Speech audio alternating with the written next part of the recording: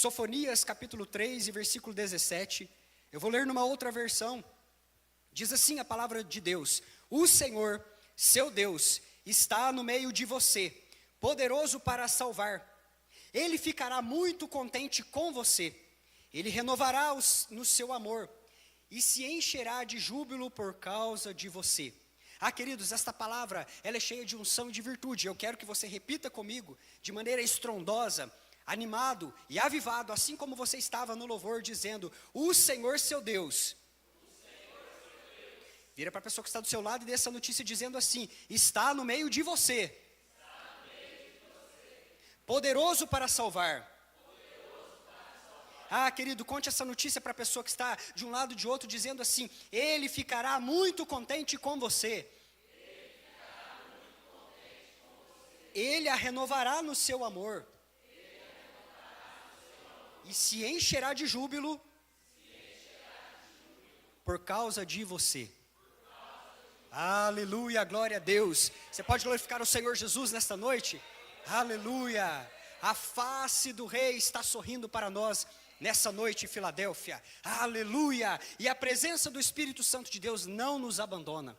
O Espírito Santo é a bondade de Deus manifesta na terra.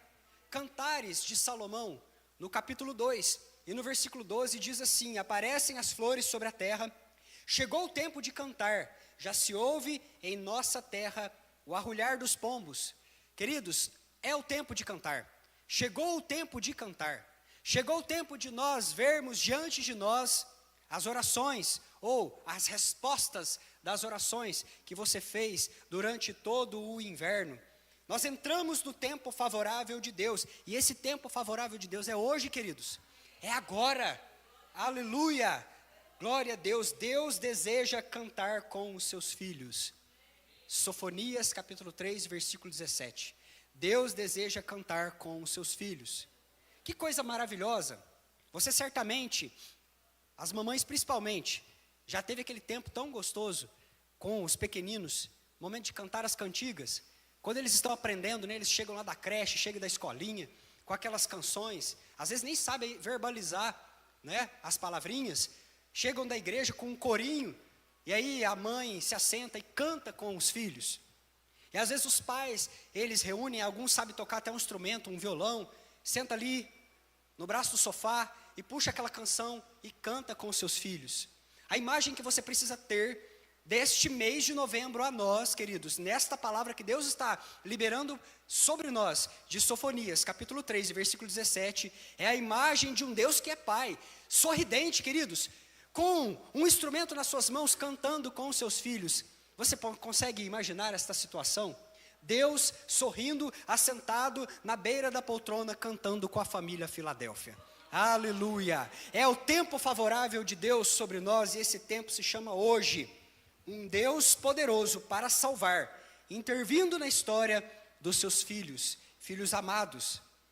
Esta intervenção, leia-se salvação, essa intervenção ou salvação, ela é plena, ela é completa. Isso significa que não tem uma área lá da tua vida que é restrita ou fechada, onde Deus não possa acessar. Tem pessoas que acham que o braço de Deus está encolhido, mirrado, e que a sua mão possa tocar talvez uma área, a área sentimental, mas não possa tocar a área financeira. Que o braço do Senhor esteja encolhido e não possa alcançar os sentimentos, o chamado, a vida espiritual. Mas eu quero dizer a você que quando Deus nos salvou, Ele nos salvou integralmente. A salvação, ela é uma salvação que mergulha o universo em graça. Então nós somos salvados completamente, livres do pecado, direcionados à graça de Deus. Então a obra de Deus é poderosa, queridos, para tocar todas as áreas da nossa vida. Não importa qual seja o gigante, não importa qual seja o desafio que se levantou, a montanha que você precisa passar. Olhe para cima, para além dos montes, é de lá que vem o teu socorro, queridos. É de lá que vem a resposta da parte de Deus, de um Deus que efetuou uma obra completa, de um Deus que não fez uma salvação ou que efetuou uma salvação somente pela metade, mas de um Deus que é poderoso para nos salvar. Aleluia! A sua casa, a sua história, queridos, ela vai se alegrar no Senhor. Isso é um fato consumado. E isso aqui não tem a ver com o esforço que nós venhamos a fazer. Quanto que o filho precisa fazer de esforço para se parecer com o seu pai? Nenhum, queridos. Ele só cresce. Não é assim? Quanto que a filha tem de fazer de esforço para parecer com a mãe? Nenhum. Ela nasce de novo e ela cresce em maturidade. À medida que vai crescendo em maturidade, a filha vai revelando os traços da mãe. À medida que o filho vai crescendo em maturidade, vai revelando os traços do pai. Então, nós como filhos amados, não precisamos fazer força nenhuma para parecermos com o nosso Deus, com o nosso papai. Porque, queridos, Ele está gerando em nós, dia após dia, através do seu Espírito que é santo, através do seu Espírito que é santo, o caráter de Cristo em nós. Então agora nessa terra nós nos tornamos essas cópias de Jesus, cada vez mais parecidos com o nosso Pai. Aleluia. Então nós paramos, olhamos as Escrituras, olhando para esse futuro que está reservado em Deus. Certo é que a tua casa vai se alegrar no Senhor.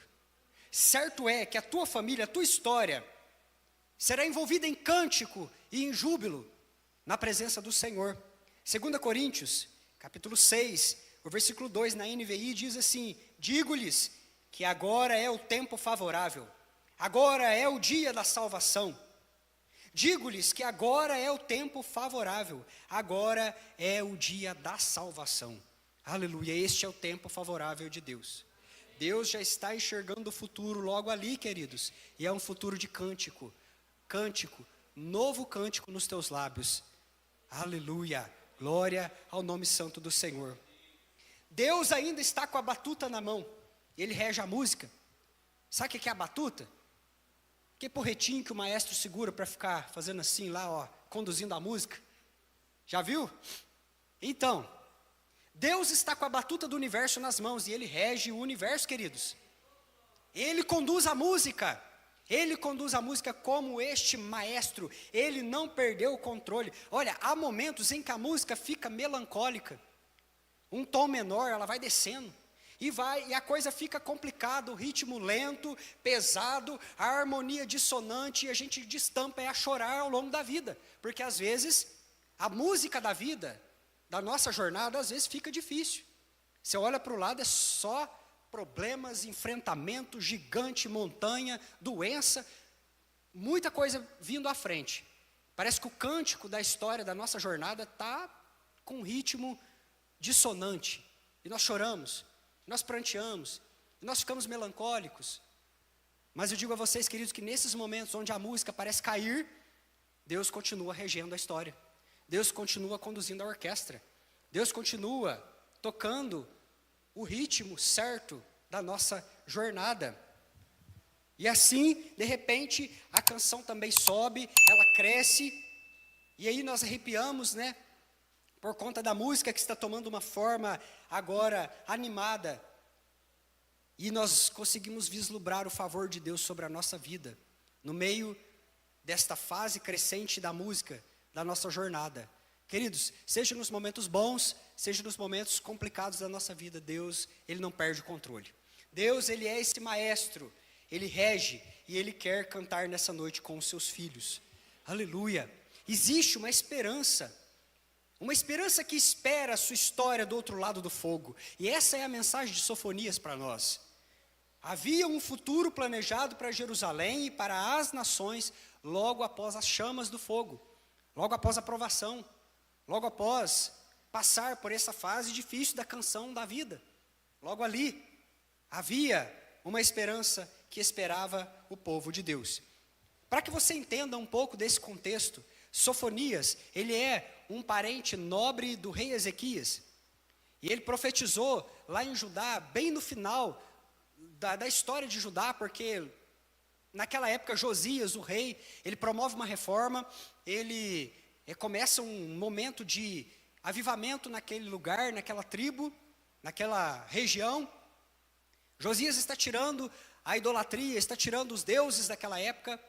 E agora o que acontece ali é que Sofonias está profetizando sobre aquela nação, sobre o juízo de Deus que viria sobre aquela nação. Um chamado ao arrependimento. Por quê? Porque embora o rei está empenhado em promover um movimento de reforma, tirando as idolatrias, Josias também enfiou os pés pelas mãos ao jogar a nação em rota de colisão contra a Babilônia. E, queridos, foi nesse lugar que Josias, inclusive, morreu, perdeu a vida num conflito, numa batalha.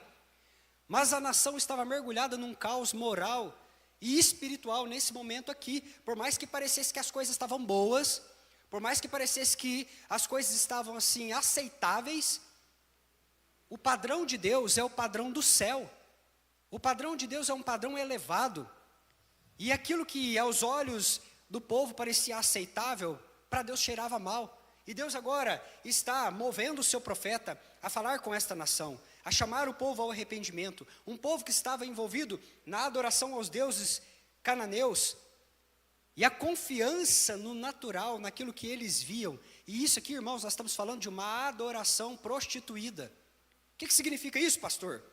Era um povo que dizimava por troca e não por generosidade. Era um povo que ia diante do altar para ofertar, esperando obter de Deus algum favor, como se nós pudéssemos fazer algo para chamar a atenção de Deus, ou para nos tornar dignos aos seus olhos, queridos, porque tudo que nós temos é dádiva que vem do céu, é da parte dele, é graça sobre graça. Nós não podemos comprar o favor de Deus com os nossos pertences, ele coloca nas nossas mãos, somos apenas administradores e mordomos do fôlego e dos bens que ele coloca na nossa vida. Era um povo que estava lá no passado congregando por interesse ou religiosidade, batendo ponto dia de Santa Ceia e sumindo o restante do mês. Era um povo que aparecia na igreja quando estava com peso de consciência, por ter aprontado a semana inteira e precisava de uma absolvição agora. Era um povo que estava congregando por interesse em bênçãos ou servindo no ministério por culpa. Então nós encontramos esse tipo de gente lá em Judá, na época que Sofonias se levanta e proclama esta palavra, que Deus estava sorrindo para a nação, e que Deus queria pegar um violão e cantar com seus filhos. Mas que contradição que é essa, pastor? Que contradição que é essa? Então o povo está aprontando, os filhos estão arruaçando, e o pai agora vai pegar uma viola, vai sentar no braço do sofá e vai rir para os filhos e cantar, e dizer que a história é favorável e que está tudo bem logo ali. Queridos, há uma esperança para o remanescente após passar pelo fogo. Há uma esperança para o remanescente de Deus após ser purificado nas chamas do ourives. E assim nós encontramos, esse culto é um panorama de Sofonias. Sofonias tem 3 capítulos, você pode ler na sua casa e você vai ver essa construção, onde agora o profeta se dirige a Jerusalém, em seguida a Jerusalém e as nações que estavam ao seu redor, porque o fogo de Deus ia espalhar, queridos, ia pegar em cima de Israel, em cima de Judá, e ia inclusive acertar as nações ao redor. As chamas de Deus iam lamber a Moabe, a Filístia, ia pegar naquelas nações ao redor ali, mas aquele remanescente que passaria pelo fogo haveria de ver a esperança, haveria de ver a presença, haveria de contemplar o sorriso no rosto do rei. Aleluia, glória a Deus. O versículo 1 do capítulo 3 traça para nós um retrato de como estava aquele povo. Cidade rebelde, manchada, opressora, povo que não escuta a voz, povo que não aceita castigo, povo que não confia no Senhor, povo que não se aproxima de Deus. Esse era o povo que se intitulava a família do Pai naquela época. E os frutos desse estilo de vida, um povo manchado, um povo que oprime o próximo, que aponta o dedo, que acusa as falhas dos outros, que dá com a língua nos dentes, nos cantos aqui e acolá, um povo que não escutava a voz de Deus e que não aceitava castigo quando era corrigido, esperneava como um cabrito. Esse povo, queridos, que não confiava no Senhor, mas que tinha uma adoração assim, se Deus não faz, Baal faz. Se Deus não resolve, tem Baal que faz por nós. Esse povo que estava aqui nessa situação, que não se aproximava de Deus, o fruto desse estilo de vida começa agora a espalhar. E existe corrupção no centro econômico, existe líderes perpetrando a injustiça, líderes que são chamados por Sofonias como lobos, lobos que não deixam o osso para o dia de amanhã. Olha o tipo de liderança que tinha naquela época, meus irmãos. Isso aqui está falando dos pastores, dos obreiros. Obreiros que não largavam o osso com carne para outro dia, ruíam as pessoas, mastigavam o povo de Deus. Pessoas vorazes, que não tinham pingo de amor ao próximo. Profetas, sacerdotes, profanos. E Deus está lá, queridos, orquestrando a queda e a ascensão do povo dele. Deus na frente do concerto. Deus na frente da orquestra, não perde o controle da música. E de repente Deus começa a orquestrar a queda desse povo aqui. Deus começa a jogar esse povo com a cara no chão. Esse tipo de liderança que Deus não aceita. Esse tipo de gente que Deus abomina. Esse tipo de pessoa, esse tipo de crente. Isso aqui é crente, meus irmãos. Isso aqui não está falando de ímpio. Está falando de crente. Uns crentes que não escutam a voz de Deus, que não aceita, que não se aproxima do Senhor. Profetas profanos. Deus começa agora a orquestrar. E a música vai caindo. E a coisa vai degringolando. E a música vai ficando triste, melancólica, vai ficando complicado aqui nesse momento. Sabe o que eu vejo aqui, queridos? A bondade de Deus em todas essas coisas. Para um pouco o raciocínio comigo aqui, presta atenção. Deus não trabalha com descarte. Deus não trabalha com descarte. Quem trabalha com descarte é a Babilônia. A Babilônia trabalha com uma edificação de tijolos. Um tijolo quebra, ela joga fora, coloca outro no lugar. Mas Deus está edificando para si um edifício de pedras vivas. Arquiteto que se preze não joga uma pedra bonita fora. Ele arruma um lugar na construção e coloca, nem que seja para enfeitar lá no jardim. E assim é Deus, artífice, edificador, arquiteto, que está edificando para si uma igreja feita de pedras vivas. Então Deus não trabalha descartando pessoas. Irmãos, mas pode chegar a pessoa aqui, mais complicada. Deus, Ele coloca na mesa. Deus, Ele se move em sua graça. Deus vai lapidando, vai polindo, vai trabalhando. E de repente essa pedra viva agora encontra o seu lugar no corpo de Cristo. Porque todos são bem-vindos à mesa de Deus. Deus não vai descartar pessoa nenhuma. Deus não vai descartar a tua história por conta dos pecados que você cometeu. Deus não vai descartar a sua vida por conta das coisas erradas que você fez. Aliás, queridos, é essas pessoas que onde o pecado encheu demais, a graça de Deus agora transborda. Quando o ser humano pecou lá no Éden, Deus não jogou ele fora, não destruiu, não é? Não destruiu Adão, a Eva e criou tudo de novo, não. Deus agora pega o cordeiro, ele rasga o animal inocente lá no Éden, ele arranca as folhas de figueira, que é o símbolo das nossas medidas falhas para tentar cobrir os nossos pecados.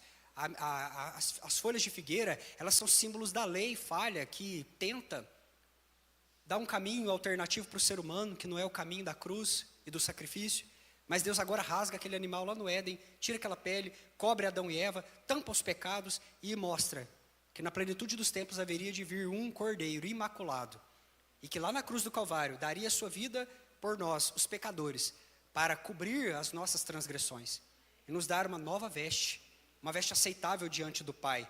A matriz é preciosa, a sua matriz é preciosa. Queridos, dentro de toda a sujeira da humanidade existe um ouro puro. Mas para purificar esse ouro precisa ser passado pelo fogo. Isso é um fato. E nós estamos falando aqui, nesse raciocínio, da obra contínua e insistente do Espírito Santo de Deus. Que o Espírito Santo de Deus, ele está gerando na igreja convencimento para a transformação. Convencimento para a transformação é um chamado do Espírito Santo de Deus para que o nosso interior seja queimado no fogo, a tal ponto que toda a sujeira seja retirada e só o ouro sobreviva. E essa transformação interior, agora ela passe a refletir no exterior. É por isso que os cristãos, queridos, eles agora têm uma nova maneira de falar, uma nova maneira de agir.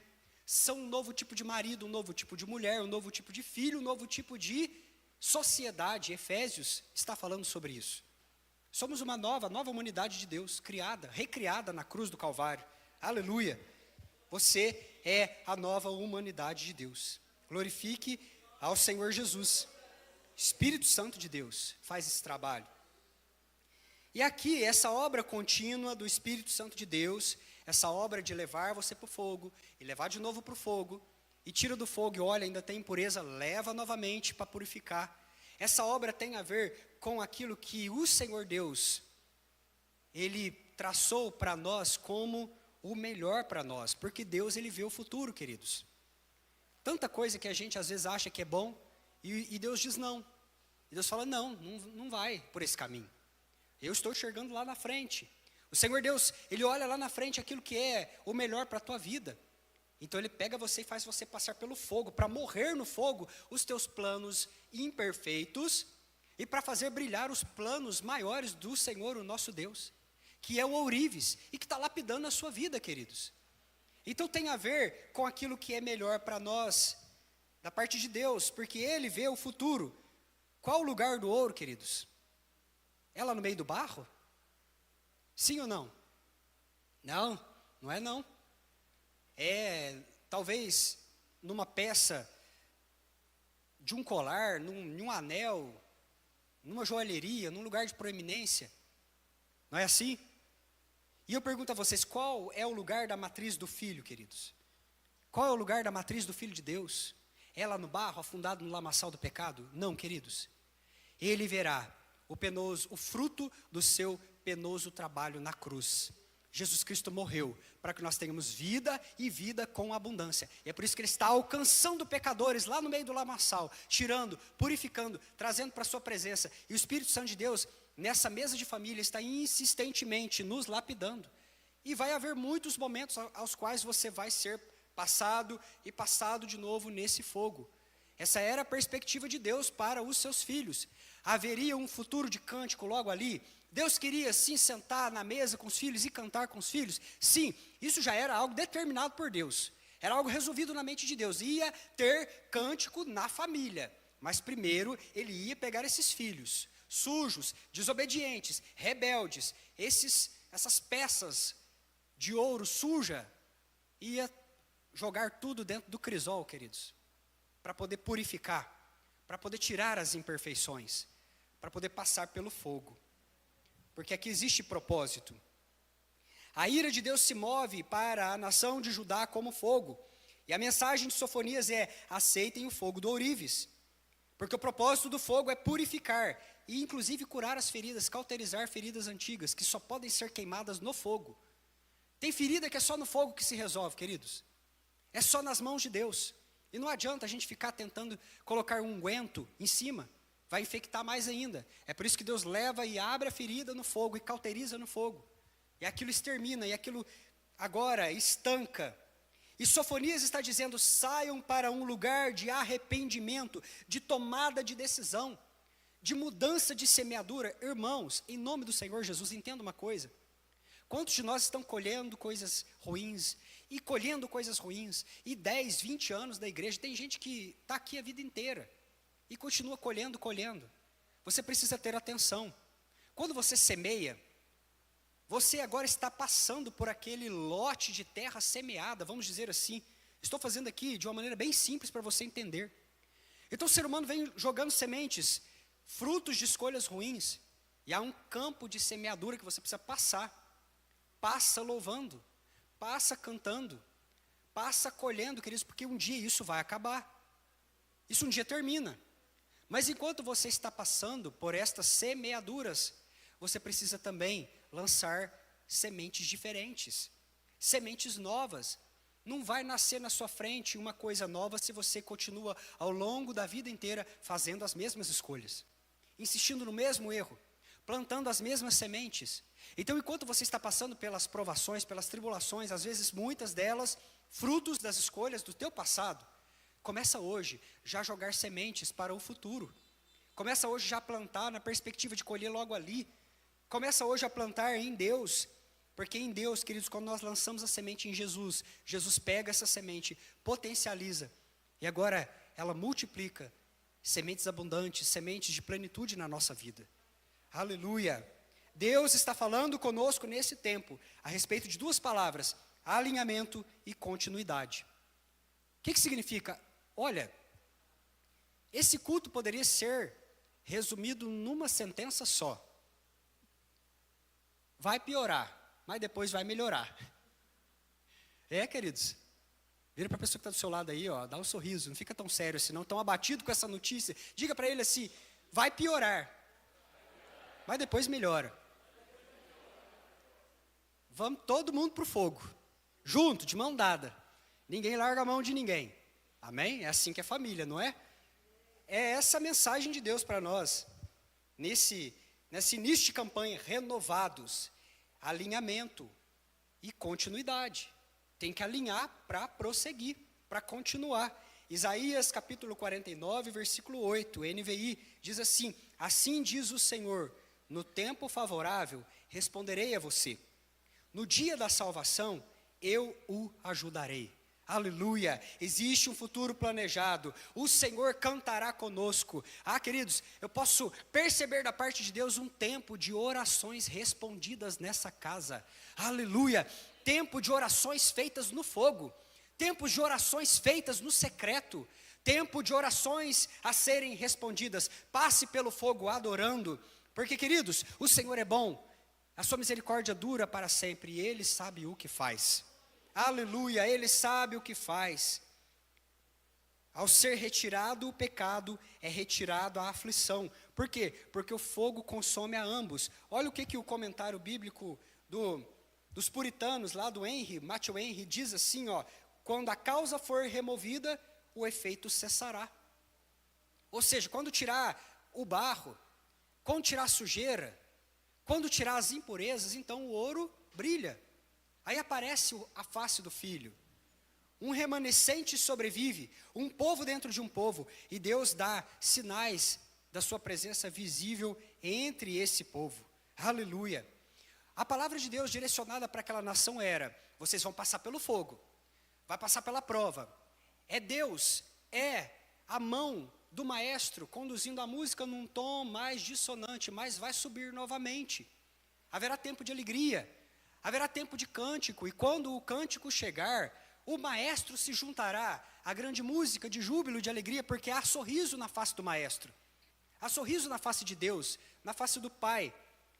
Mas desse povo que vai entrar, um remanescente vai sobreviver. Sabe por quê, queridos, que Sofonias fala de um remanescente? Porque existem alguns que entram no fogo e continuam esperneando no fogo, e se rebelam contra o tratamento de Deus, e colocam a culpa no diabo, culpa nas circunstâncias, culpa o marido, a mulher, os filhos, culpa as finanças, as más escolhas que fez, culpa as dívidas, sendo que não foi ele próprio que lançou mão daquelas sementes, e às vezes permanece ali, culpando, queixando, murmurando.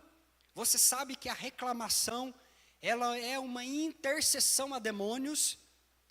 A murmuração, a reclamação, queridos, aquele tititi dentro de casa que não cessa, é uma intercessão aos demônios.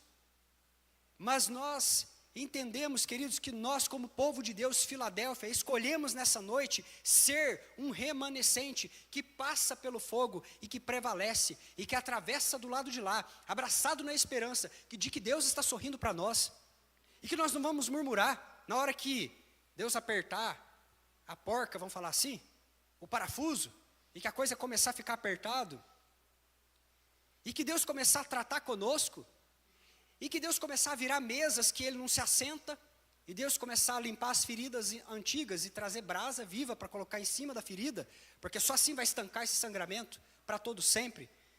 Nós vamos passar tendo consciência, queridos, desta porção, Isaías 49 e 8, assim diz o Senhor, no tempo favorável responderei a você. Deus está respondendo orações feitas no fogo. Deus está inclinando ouvidos para ouvir as orações feitas no fogo. E no dia da salvação, diz o Senhor, eu o ajudarei. Há socorro da parte de Deus para a tua vida. Há socorro da parte de Deus, há sorriso no rosto do rei, queridos, porque Ele falou, Ele disse, e agora Sofonias está falando, esse povo vai passar, esse povo vai sobreviver, vai ser difícil, mas vai chegar de lá cantando, e Deus vai dar sinal visível da presença dele no meio do povo, a Shekinah, descendo, no templo renovado. Aleluia, queridos, isso é maravilhoso, isso é glorioso. Haveria uma esperança para Jerusalém e para as nações, no cumprimento das promessas que Deus tinha feito para Abraão, lá em Gênesis capítulo 12, onde a presença Shekinah se assenta em Jerusalém, e agora a presença visível está reinando no meio do povo. Deus está conosco, queridos, e essa cidade vai vir, essa cidade vai contemplar, essa casa cheia de presença. Deus vai, queridos, se assentar nesse trono glorioso, visivelmente dando provas a esta cidade de que Ele é com você. Aleluia, glória a Deus, Ele está nessa casa, a glória dEle enche essa casa. Aleluia, presença, poder, proteção da parte de Deus, porque Ele está no meio de nós, para nos conduzir, para presidir os nossos assuntos. Você não é mais uma igreja desamparada, Filadélfia. Não é mais uma igreja humilhada. Não é mais uma igreja conhecida por aquilo ou por aquilo outro, porque agora o Senhor Deus se apresentou no meio de você, para conduzir os teus assuntos. Aleluia, glória a Deus. Aleluia, Ele se colocou numa aliança de amor com você.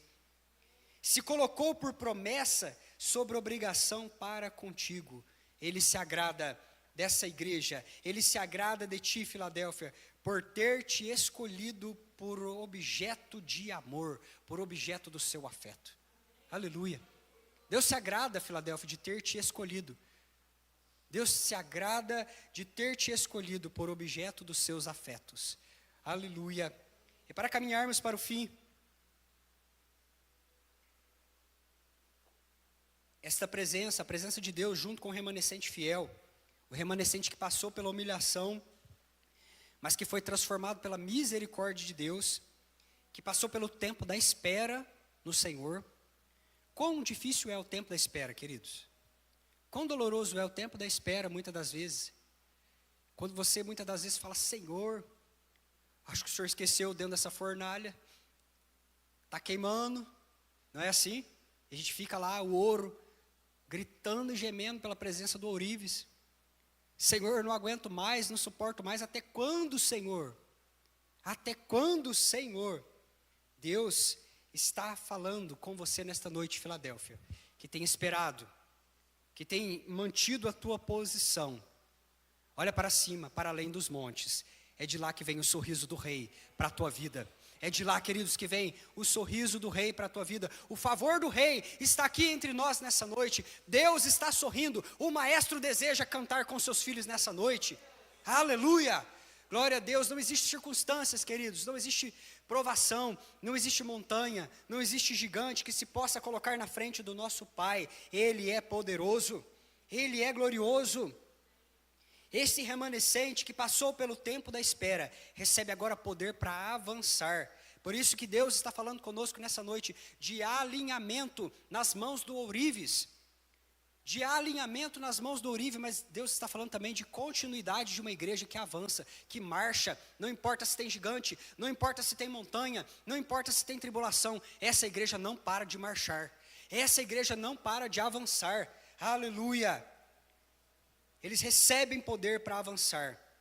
Recebem poder para avançar. Isso fala de impulso sobrenatural para nós avançarmos. Mas também recebe da parte de Deus proteção para planar sobre os desafios dessa vida. Observe o caminho da águia.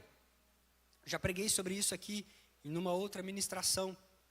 A águia, queridos, ela tem um mecanismo de voo próprio. Onde os ventos, os desafios, as ventanias que sopram contra ela, ela aproveita isso a favor dela. E é nesse momento, então, que ela começa a planar.